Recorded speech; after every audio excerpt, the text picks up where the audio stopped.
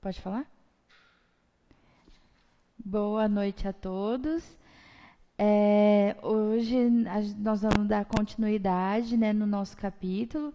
Na aula passada, nós estávamos falando um pouquinho do capítulo 3, né, fazendo aquele resumo para vocês conseguirem entender de uma forma mais bacana, né, uma forma um pouquinho mais didática. Eu vou sempre seguindo a apostila de vocês para que realmente não fique dúvida, né, quanto ao conteúdo. E então, no capítulo 3, a gente estava falando sobre a relação, né, entre o infantil e a clínica no âmbito da teoria psicanalítica. Então, fazendo uma recapitulação, né, os pontos que nós mais falamos, os pontos mais importantes. Então, a gente falou um pouquinho a respeito da clínica, enquanto um procedimento terapêutico, né? Depois nós falamos a respeito da clínica de Lacan, onde se deu, né, a primeira clínica dele, das suas duas, a teoria da clínica para Lacan, né, ela foi se dividindo então nessas duas clínicas. Na primeira, ele falava bastante a respeito da direção do tratamento e nunca da direção do analisando, né? Sempre a direção do tratamento sob as questões que ele trazia ali na clínica. E na segunda clínica, é exatamente a clínica do real, né? Sobre as consequências dessa primeira clínica, nós podemos dizer, o que de fato ele vai nos mostrar, né? Nos vai deixar ter acesso. A linguagem, então, de Lacan, né? Ele sempre voltando nessa questão da linguagem, para que fique bem claro, que é a forma mais acessível que a gente consegue acessar o inconsciente daquele ser humano, daquela pessoa que está ali na nossa clínica. Né? Então, e nem sempre a linguagem quer dizer o discurso, né? Porque a linguagem, a gente pode ter várias formas de linguagem, enquanto o discurso é algo mais falado, mais pautado na realidade. E muitas vezes a gente pode estar falando sem querer dizer nada, né? Sobre os desejos sexuais reprimidos, né? Que isso vai ter uma influência, mesmo quando esses desejos são reprimidos na infância, que vai ter uma influência, um canal direto aí com a nossa vida adulta, onde eles vão ser reelaborados, retransmitidos, redefinidos. Podem vir os desejos que foram reprimidos lá na infância, provavelmente eles voltam na fase adulta de uma outra forma, mascarado, né? Nem sempre ele está muito claro que pra gente o que que foi reprimido na infância para ter vindo esse desejo, mas com análise, com autoconhecimento e com autorreflexão, né? E a gente vai conseguir encontrar esses porquês aí. Então a gente também falou que o infantil não é coisa própria da criança, né? Pode ser um adulto que esteja muito nessa fase do infantil, até porque o infantil ele é caracterizado pelo recalque, né? Que a gente são dois conceitos de teorias diferentes, tal, mas recalque e reprimido a gente pode chamar da mesma classe, né? Então, e que aquilo que está recalcado pode ou não vir à tona, né, nessa vida adulta do sujeito. Então, não quer dizer também que só porque eu reprimi na infância, em algum momento ele vai vir à tona, né? Pode ser que isso fique ali adormecido até que você consiga acordá-lo. Falando também que a direção do tratamento, ela é o mesmo que eu diria assim de finalidade, né? Para onde eu quero chegar, a partir de como eu quero tratar sobre essas questões, né? Então, é como se fosse a finalidade mesmo. E a finalidade, ela faz com que o sujeito se reconheça, né, no sintoma e aprenda a lidar com ele. Então, ao passo que eu vou falando, que eu vou elaborando, né, a linguagem é ótima para a gente poder reelaborar isso, para refletir sobre aquilo. Então, essa finalidade ela nos permite fazer essa autorreflexão. Então, o analista também ele deve estar livre de qualquer preconceito, de qualquer influência, ele deve ser uma pessoa neutra ali nesse tratamento. O que mais que a gente falou sobre que seja de muito, né, muito importante para a gente estar relembrando. Então, na concepção lacaniana também nós falamos que o que conta propriamente numa sessão analítica não são as reações do analisante, mas os estímulos do ambiente, né? A gente também tem que estar de olho sobre as reações, as sensações, as emoções, aquilo que vai sendo mostrado durante a fala, né? Durante essa linguagem, durante esse discurso. Então, isso não quer dizer que o tratamento do analista não seja entre aspas, apenas uma falação, uma conversa, um bate-papo, né? O analista ele vai sempre estar de olho no significante, naquilo que está por trás das palavras, o que está recalcado, reprimido atrás desse discurso, as fantasias, né? É dessa forma que ele precisa estar olhando. Então, a condição da criança, também quando a mãe traz uma criança para procurar o analista ou um tratamento, é necessário que o analista esteja de olho, né, muito atento sobre o que questões estamos falando de verdade, se é a mãe que aplicou esse desejo na imagem da criança, se é a mãe e os pais, os familiares que realmente estão precisando e querendo de um tratamento, ou se os sintomas vêm propriamente dito da criança mesmo, né? Então, o analista precisa estar de olho nisso.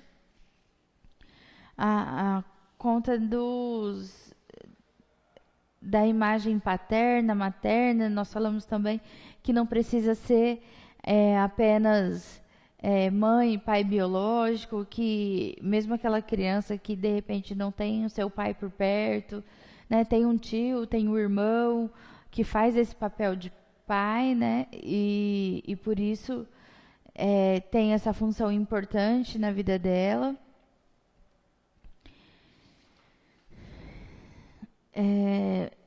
Então, preciso também averiguar por que se a criança precisa mesmo desse tratamento, ou se nós devemos trocar de lugar, né?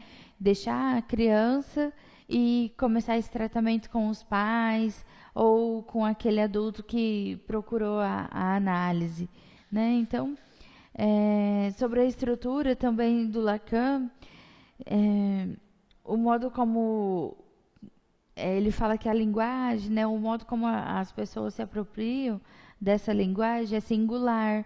Ela depende do ponto de vista, ela depende das experiências que foram relevantes na vida dessa pessoa. Não dá para fazer uma regra geral para todos, né? Então, é uma clínica toda fundada, né, num sentido.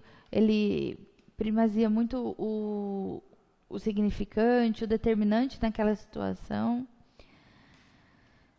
Ele fala um pouco também sobre o outro, sobre o inconsciente que fala, né, fala através das nossas palavras, aquele inconsciente que dá acesso através do que nós conseguimos expor durante a fala.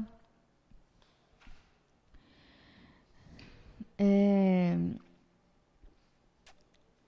quando uma pessoa fala também de uma experiência ruim, né? Ela tem um significante, mas que remete a outro significante, ou seja, o significante que marcou essa pessoa de alguma forma, né? Então, ele fala também que um significante ele vai sempre dar lugar ao outro, vai fazer uma ponte com o outro.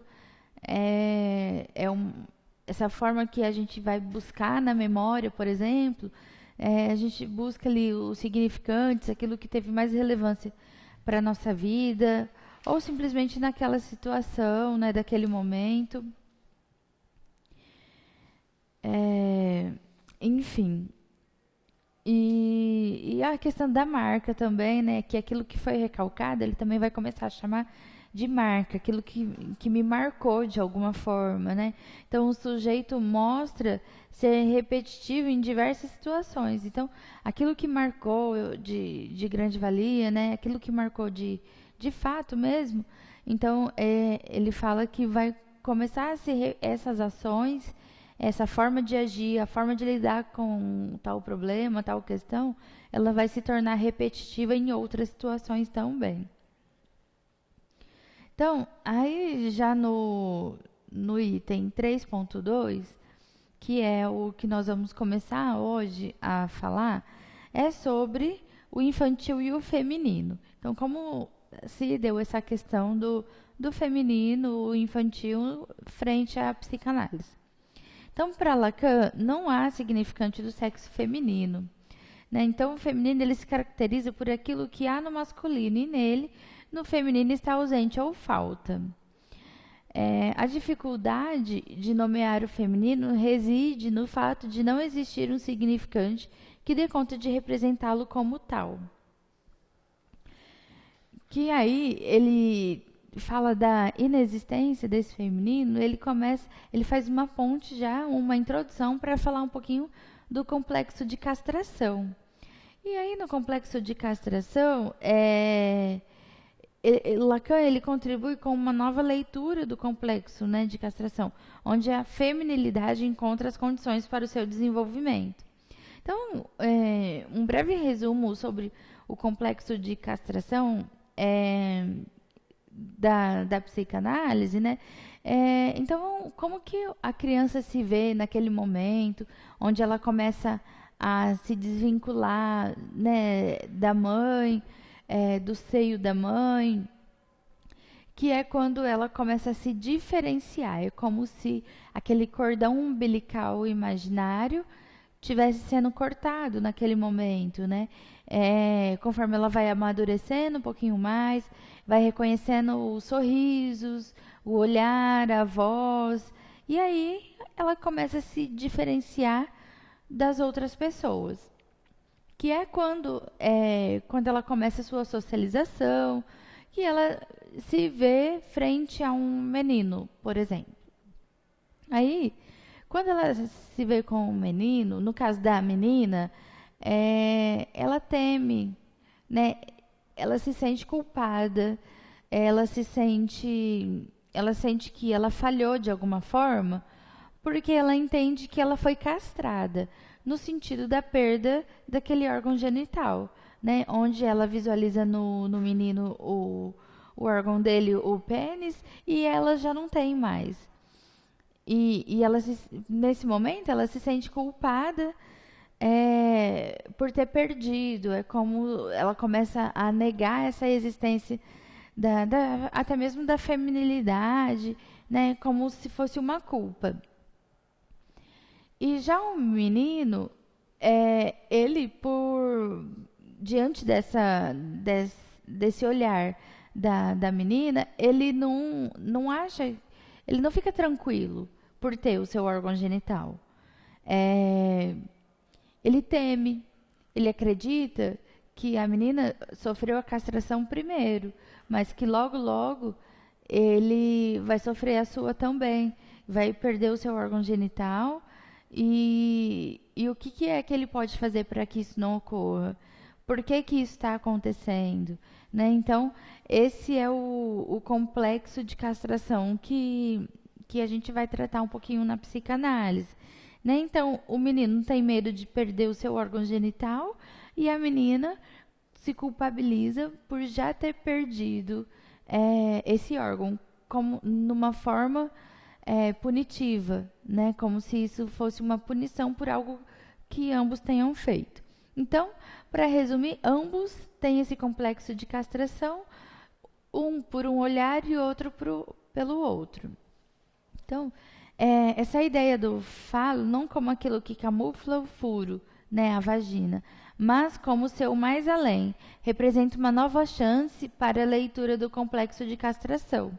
Então, ela cumpre uma função criadora no sentido de permitir o reconhecimento da condição feminina, né? Então, aí, aos poucos, se reconhecendo, se diferenciando, ela vai compreendendo essa condição de feminilidade. Então, essa feminilidade, ela guarda uma relação direta com a função materna. A mãe faz parte das relações primitivas da criança.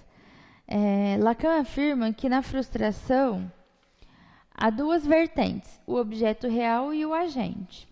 Então, o objeto real é essa relação direta. É unicamente em função de uma periodicidade em que podem aparecer furos e carências que vai se estabelecer um certo modo de relação do sujeito, que não necessita em absoluto admitir que haja mesmo para ele distinta entre um eu e um não eu. Já o agente é a relação da falta do objeto. É possível introduzir a noção do agente que vai nos permitir trazer uma formulação essencial, a posição geral do problema. Então, nesse caso, né, o agente é a mãe, que realiza mesmo essa função materna. Então, a frustração nessas duas vertentes determinará o processo de simbolização nos primeiros tempos da infância. Então, essa fase ela se caracteriza por uma ambivalência que há nas relações da criança com o outro, onde o sujeito vivencia a sua posição como a do outro também. Sendo assim, é uma posição dupla, dual, né? Portanto, imaginária, ancorada nessas marcas de tudo que é discordante nessas relações primordial entre mãe e criança. Então, é isso que Lacan vai chamar de frustração. Então, esse momento ele também marca, de uma certa forma, o início da simbolização. A criança, nesse processo, ela se encontra entre noção de um agente, que é a mãe, que participa de uma simbolização e um par de opostos, presença e ausência, possibilitando o nascimento de uma ordem simbólica. Então, a mãe ela passa de um objeto de satisfação a um agente real, de fato, né? Com o poder de dominar os objetos sentidos pelo sujeito como dom, no sentido de doação desse outro, né? E esse outro ele passa a ser percebido pelo sujeito como lugar do significante matriz de toda significação. Então, os sintomas, eles, na sua vida de adulto, eles podem ser considerados rastros de suas experiências infantis. Recalcamentos oriundos de situações passadas, né? A gente já falou bastante a respeito dos recalcamentos, dos sintomas reprimidos, dos desejos reprimidos, né? Então, a mãe, muitas vezes, a volta com a sua própria questão sobre a feminilidade, pode envolver a criança em sua fantasia, né? De novo, a mãe colocando o seu próprio desejo na criança e, dessa forma, influenciando para que a mesma usufrua e tenha esse mesmo desejo, tomando para si, né, algo que não é inteiramente dela.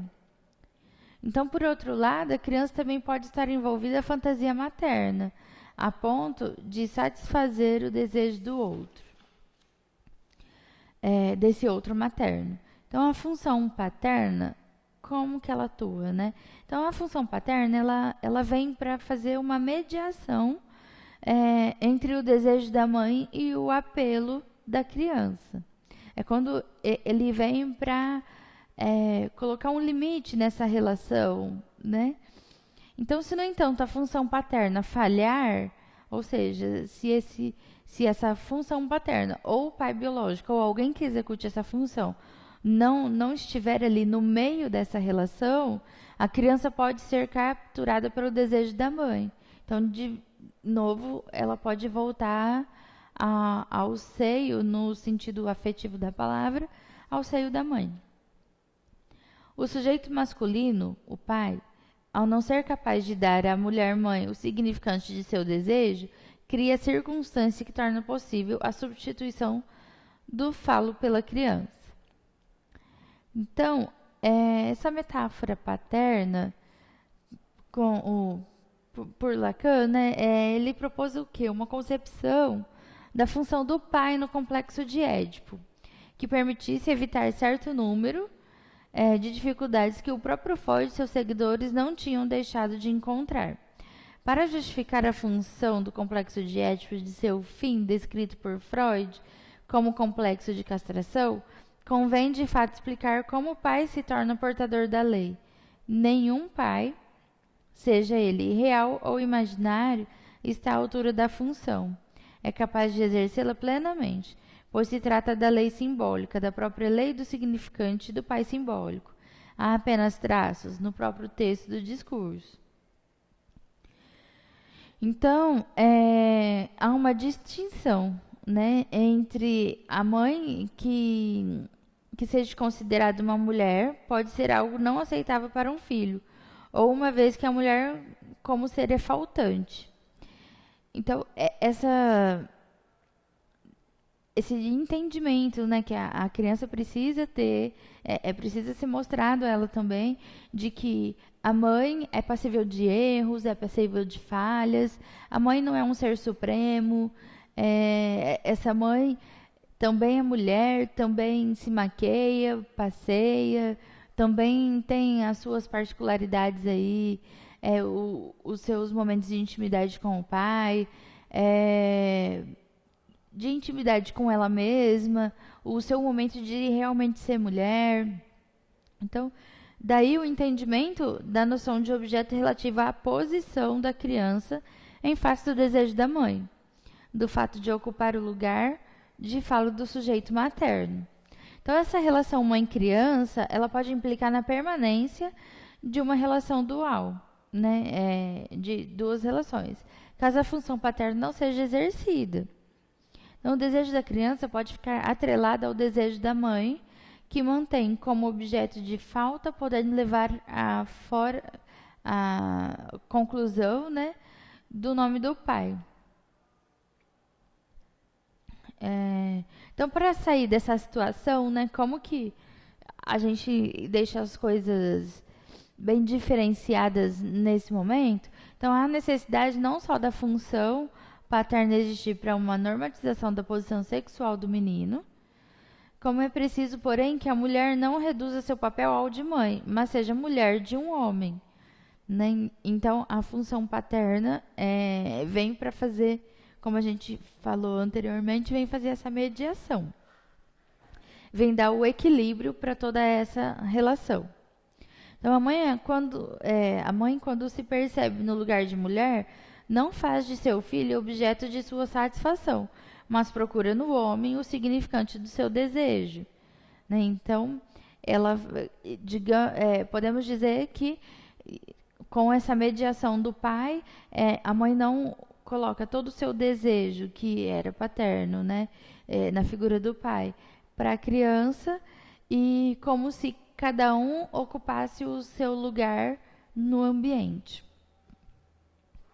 Então, a metáfora infantil ou a equivalência da criança ao falo não existirá se o desejo feminino preservar o ser mulher, permitindo assim que a criança evite a identificação fálica, né? Então, como se daria o infantil, né, no processo analítico? Então, na criança, ela pode-se dizer que os sintomas são um processo de efetuação enquanto que no adulto ele está instalado. Então, eu posso dizer que na criança isso está sendo estruturado, formado, né, em constante construção, enquanto que no adulto isso já está instalado. Então, uma análise conduzida sobre a própria criança neurótica deve normalmente parecer mais digna de confiança, mas não pode ser muito rica em material. Demasiadas palavras e pensamentos têm que ser emprestados à criança e ainda assim os estratos mais profundos podem tornar-se impenetráveis para a consciência. Uma análise de um distúrbio da infância por meio da recordação de um adulto intelectualmente maduro está livre dessas limitações. Mas é preciso que levemos em conta a distorção e a reelaboração às quais o passado de uma pessoa está sujeito quando visto na perspectiva de um período posterior. A primeira alternativa dá, talvez, resultados mais convincentes à segurança e com sobras a mais intuitiva. Então, a análise de neuroses infantis, ela permite compreender a neurose na sua essência. Então, a gente vai falar agora um pouquinho sobre o que será mais fácil, né, diante dessa diferença de linguagem, o infantil já está estruturado, no outro está se estruturando, né? Então, na análise com o adulto, nem sempre o acesso ao inconsciente pode ser mais fácil. No discurso do adulto, pode haver distorções e reelaborações das lembranças da infância, o que dificulta a identificação do sintoma. Então, eu posso dizer que no adulto tem um maior manejo, né, com as palavras, no que eu posso mostrar ou não, enfim. Então, se por um lado a criança não possui a articulação de ideias que caracteriza o pensamento do adulto, por outro, ela ainda não desenvolveu os mecanismos de resistência que o inconsciente vai agregando na medida em que se instala a neurose. Então, em ambos os casos, o tratamento consiste em evidenciar o sintoma, localizar a neurose e definir a direção do tratamento.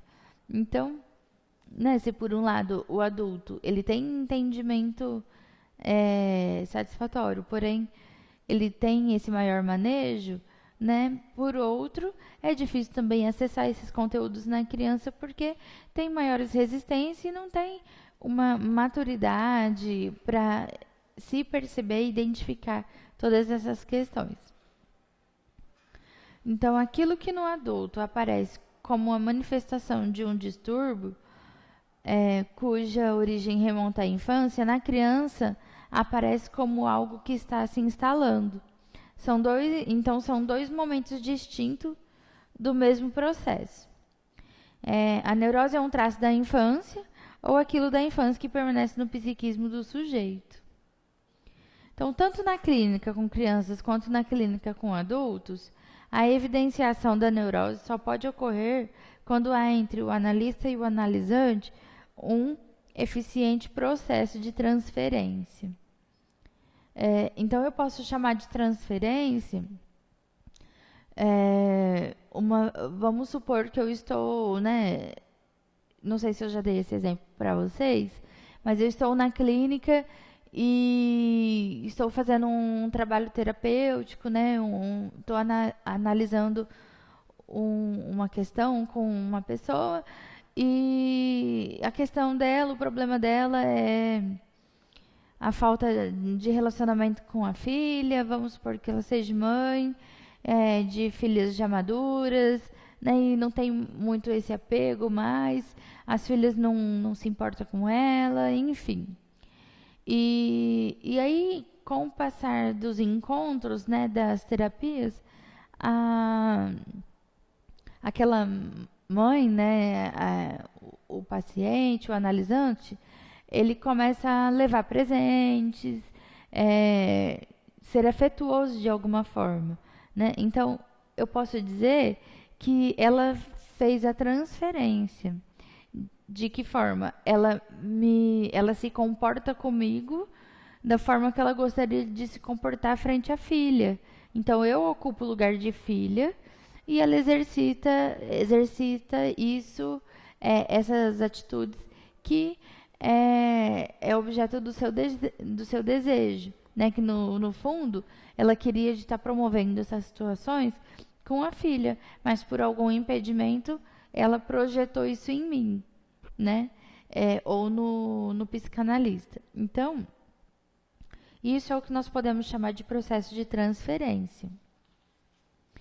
Então, ela tem a função de fazer emergir o real sintoma ou o real do sintoma, para usar uma expressão lacaniana, né? Então, a evidenciação da neurose, ela acontece muito nesse processo de transferência, né?